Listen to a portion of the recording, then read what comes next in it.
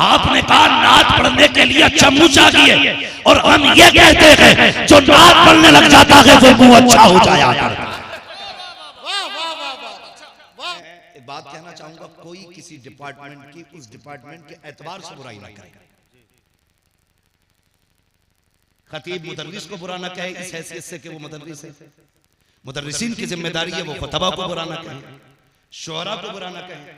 जिसकी जो अपनी लाइन है उसको वो लाइन अच्छी लगती है, और फितरत इंसान की दूसरे की लाइन बुरी लगने लग जाती है। तंज किया एक बंदे ने, सुने जरा तवज्जो से, बुरा ना मानिए, मैं संवारना चाहता हूं। जरा सी गलती से ईमान का जनाजा निकल जाए, जरा सी गलती, हल्की सी भी हुजूर की शान में तौहीन हो गई, कोई बचाने वाला नसीब नहीं होगा। चाहे खतीब हो, मुदर्रिस हो, मुकर्रिर हो, कोई भी हो, बड़े अच्छे अच्छों की पगड़ियां उछल गई। औकात क्या, बस अल्लाह की पनाह मांगा, अल्लाह से मांगा करो उसकी पनाह। मालिक अपनी पनाह में, मालिक अपनी पनाह में। एक बंदा कह देता कि ये शायर मेरे पैर की जूती बराबर है, ये नात पढ़ने वालों को मैं पैर की जूती नहीं समझता। शर्म नहीं आती है? बरसरे मिंबर कहा जाता है और हमारी कौम दादो तहसीन देती है। मुंह देख देख क्यों करते हो यार? कह दो हमें तो हुजूर की नात ही पसंद है।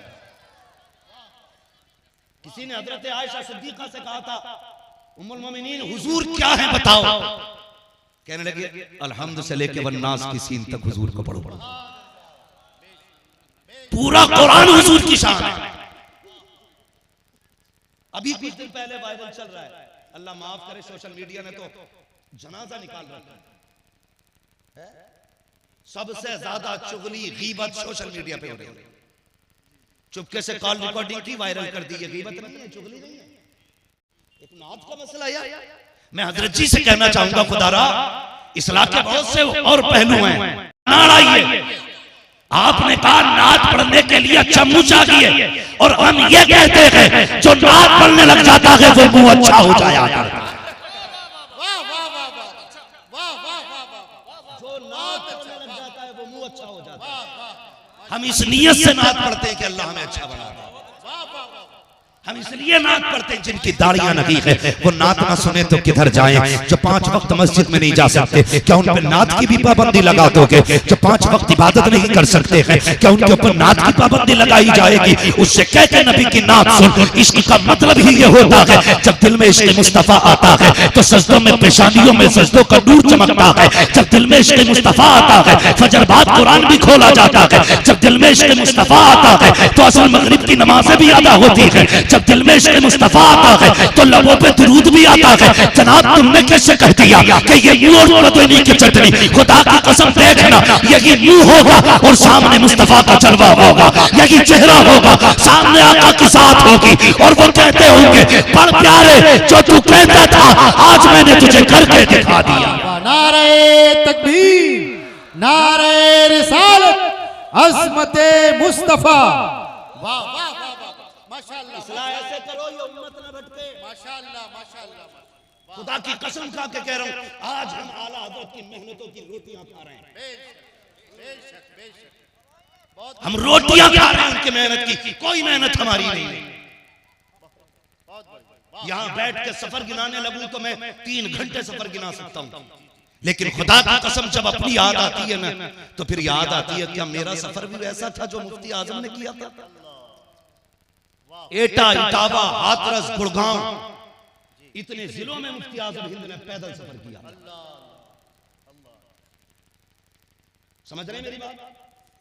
हमारी कोई कुर्बानी नहीं है भाई, कुर्बानी हमारे बुजुर्गों की है। बड़े शेर बेशे अहले सुन्नत, सारे मुशाहिदी कहलाते। अगर हशमती उनकी निस्बत से है तो मैं तुम में सबसे बड़ा हशमती। शेर बेशे अहले सुन्नत सरकार हशमत अली पढ़िए आप। 10 साल की उम्र में हाफिज होने वाला बच्चा, 13 साल की उम्र में दरस निजामी में पहुंचने वाला बच्चा, 19 साल की उम्र में सबसे पहला मुनाजरा करने वाली जात शेर बेशे अहले सुन्नत। 19 साल की उम्र में पहला मुनाजरा किया है। वो दूसरों से लड़ते रहे, तुम अपनों से ही लड़ रहे हो। क्या बात बताइए? कम से कम बड़ों की अगर इस्लाह किया करो तो घर में सामने बैठ के किया करो। ताकि पता चले किसमें कितना दम। खास लोगों के मामले अवाम में नहीं आने चाहिए। तवज्जो है आप लोगों की। शेर में शेर 19 साल की उम्र में पहला मुनाजरा किया, पहला मुनाजरा। और जानते बड़े पक्के देवबंदी थे आप, टनाटन वाले देवबंदी थे। शेर में शेर सुने, जब मदरसे में पढ़ते थे ना, और जो नजरिया पढ़ा उनका, आपके वालिद साहब हाफिज नवाब अली, ये पता नहीं क्यों उन्होंने भेज दिया था, वो तो हम नहीं जानते, लेकिन इतना जानते जब आए ना घर, सुनो तो अब नजरिया हो चुका था, थे बहुत काबिल भी थे, कट्टर भी थे। कहने लगे आज के बाद नियाज फातिहा नहीं होनी है घर में। सुन रहे हैं कि आज के बाद नियाज फातिहा नहीं होनी है घर में। अब्बा परेशान हो गए, ये क्या हुआ? लेकिन उनकी मुलाकातें हुज्जतुल इस्लाम से थी, मुफ्ती आजम से थे, गए बरेली, आला हज़रत की कुछ किताबें ले। वालिदा की आदत थी हर साल के साल किताब को धूप में सुखाती थी। एक दिन आप घर में आए, नजरिया तो था वाबियों वाला, किताबें सूख रही थी, ख्याल आया देखे मौलवी अहमद रजा ने क्या लिखा है, तमहीद ईमान उठा ली। जैसी पढ़ी है आंखें बरसने लग गई, बेहिसाब रोते रहे। उसी वक्त में हुज्जतुल इस्लाम और हुजूर सदरुल शरिया का गुजर हुआ आपके इलाके से। वालिद लेके हाजिर हुए, कहने लगे मुझे आला हजरत से मिलना है। हुज्जतुल इस्लाम कहने लगे चलो एहतियातन पहले ही मैं अपने हाथ में बैत कर लेता हूँ, वक्त मिलेगा फिर आला हजरत से मुलाकात कराई जाएगी। फिर आपका दाखिला मंजर इस्लाम में कराया गया। लेकिन तारीख गवाह है, सुने जरा गौर से प्यारे, सब कुछ किताबों से नहीं आया करता है, कुछ सोहबत से भी आया करता है। मंजर इस्लाम में दाखिला है, लेकिन असातिज़ा को यह शिकायत थी ये दरसगाह में कम बैठता है, आला हजरत के पास ज्यादा बैठा करता है। बाप हाफिज नवाब अली से उस्ताद ने कहा, सदरुल शरिया कहते हैं अपने बेटे को समझाइए हजरत के पास ज्यादा बैठता है, किताबें कम पढ़ता है, क्या करेगा जिंदगी में। अब बाप का इश्क देखिए, नवाब अली ने कहा था मौलाना बैठने दो, किताबें फिर भी पढ़ी जा सकती है, अहमद रजा से फिर नहीं मिला जा सकता।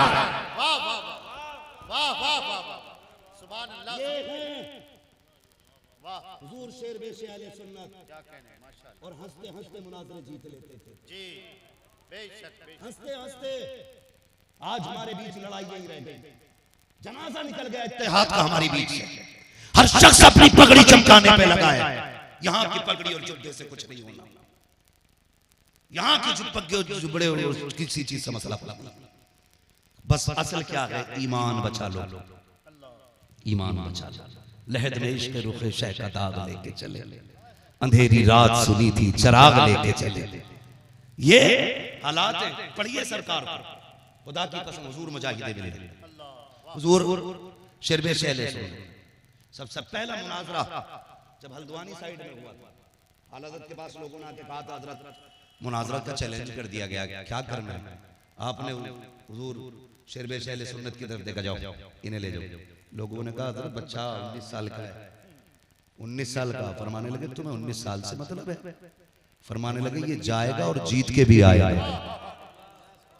जाएगा भी जीत कर भी आएगा।